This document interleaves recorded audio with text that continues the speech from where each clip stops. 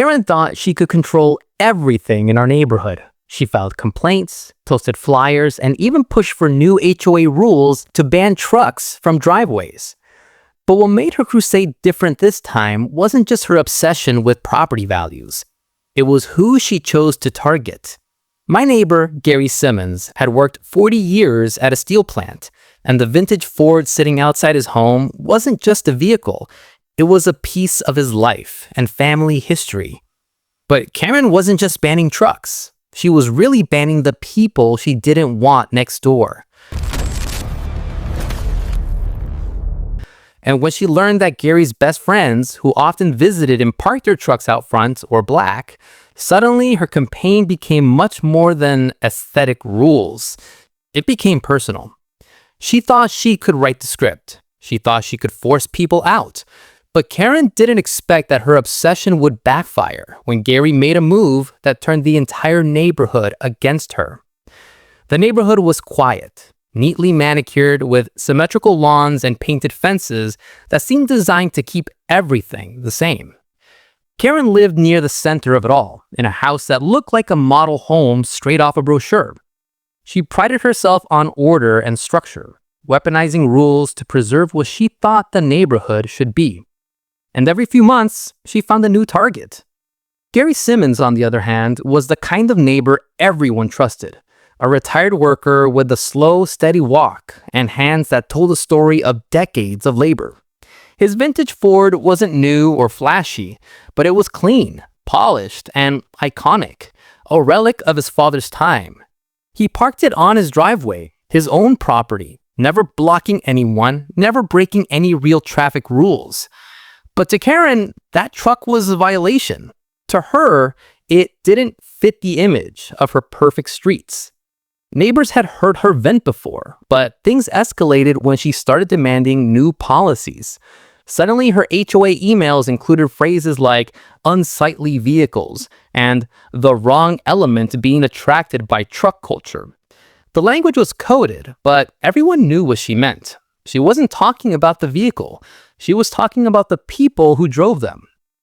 Gary had friends who often came by for cookouts and old football games, friends who happened to be black. And when their trucks pulled up along the street, Karen's eyes sharpened like knives.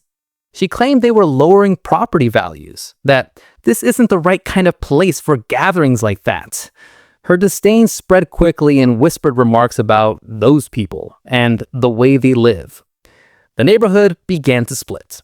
Some rolled their eyes and dismissed her, tired of her constant policing. Others, the silent ones, nodded along when she insisted she was just trying to protect the neighborhood. Gary noticed.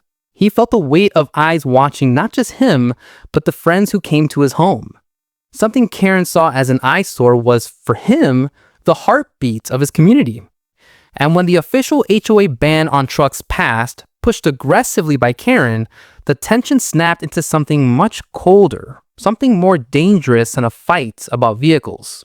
The new rule arrived like a letter dipped in venom. Trucks could no longer be parked in driveways overnight. Residents had 30 days to comply, or they'd face fines. On the surface, it sounded like a neutral regulation, but everyone knew who it was aimed at.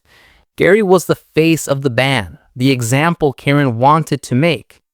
Suddenly, the atmosphere shifted. Neighbors who once waved now avoided his eyes. Emails spread through inboxes, subtle warnings about non-conforming behavior.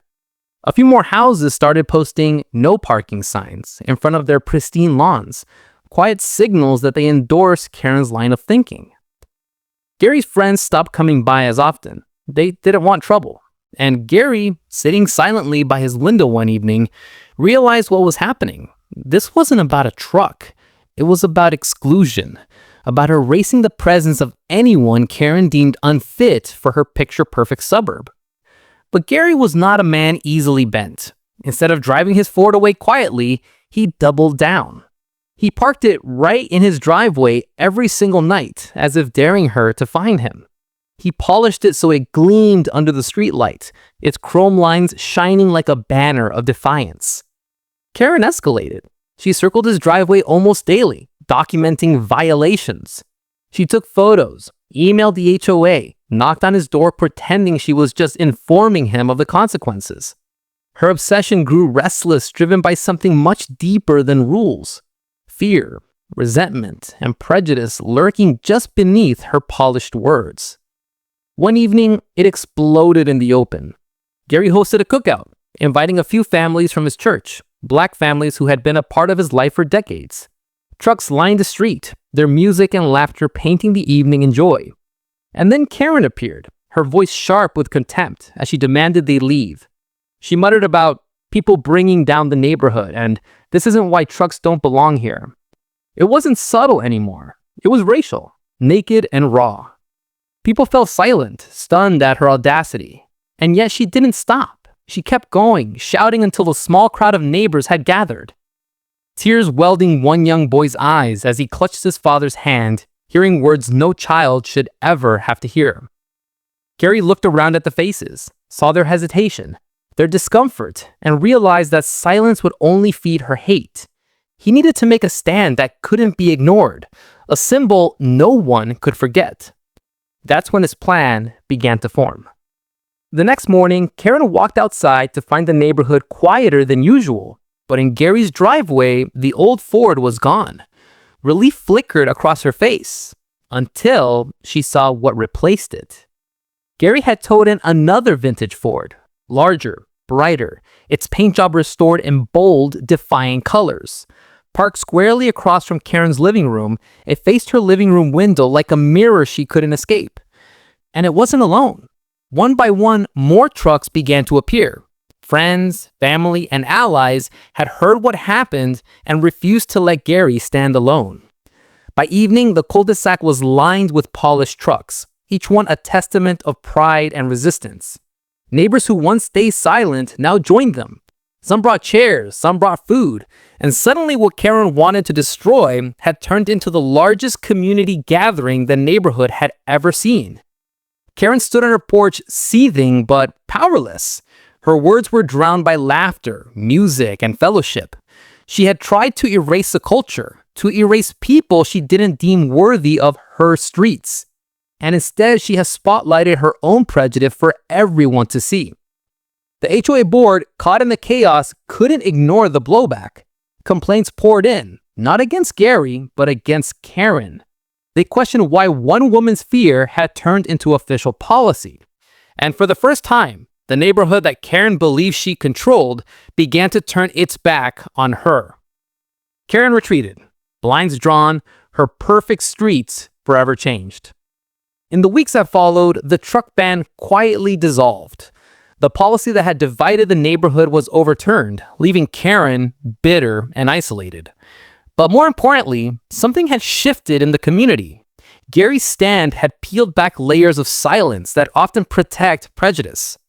Neighbors who once stayed quiet about casual remarks now spoke out. The trucks stayed, not just as vehicles, but as symbols of belonging.